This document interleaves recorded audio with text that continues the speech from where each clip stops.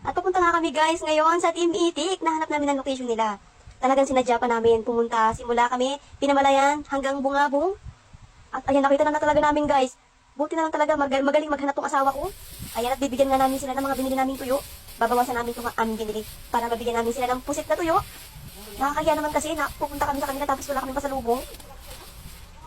Ayan, pinili na nga ng asawa ko yung pusit na tuyo. Kakaunti lang kasi yung binili namin kaya kakaunti lang yung nabigay namin. Ayan, pababa na si mother para makapunta na kami doon sa spot nila. Ayan, at papunta na nga kami doon. Tatawid pa talaga ng ilog mga mare para lang makapunta doon. Di ba? Ang sarap ng maligo dito sa ilog na to kasi sobrang lamig. Talaga namang lagi namin pinapanood yung Team Itik, lalo na yung asawa ko. Talagang nakafollow kami dyan sa kanila. Di ba? Galing kami pinamalayan mga mare ko. Tapos dumiretso kami ng Rojas para makabili ng mga tuyo dahil wala na kaming mga tuyo. Di ba? Ayan, nakatawid na kami ng ilog. Ang ganda ng ilog na to mga mare ko. Grabe. Tuwang-tuwa nga si mother dahil makakapagpa-picture siya dyan sa Team Itik. Di ba? Ayun yung sasakyan namin, iniwan talaga namin doon para makatawid kami ng ilog kasi baka mabalahaw kami.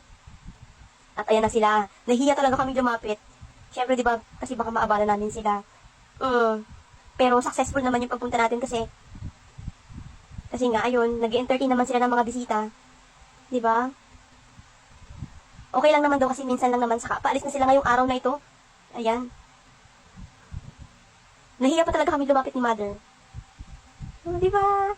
Ayan yung aso nila. Kung nakikita nyo sa vlog nila, di ba? Ayan. Sabi ko yung pakibigyan ng sakyan ng puno na mataas. Nagkada po kayo? Nandun na yun na... Saan po banda? Sa may bago tumawid ng sapa? Oo. Sino ba yung taga dito sa Mindoro? Yung asawa ko yan sila mama. Sakado po. Ito nga yung nililiguan nilang ilog, yung bukal. Kung nakikita nyo sa mga video nila, ayan, kung nakasubaybay kayo sa video nila, ayan yun. Grabe ang linaw talaga mga mare, sobrang linaw talaga. Mas ang daming isda.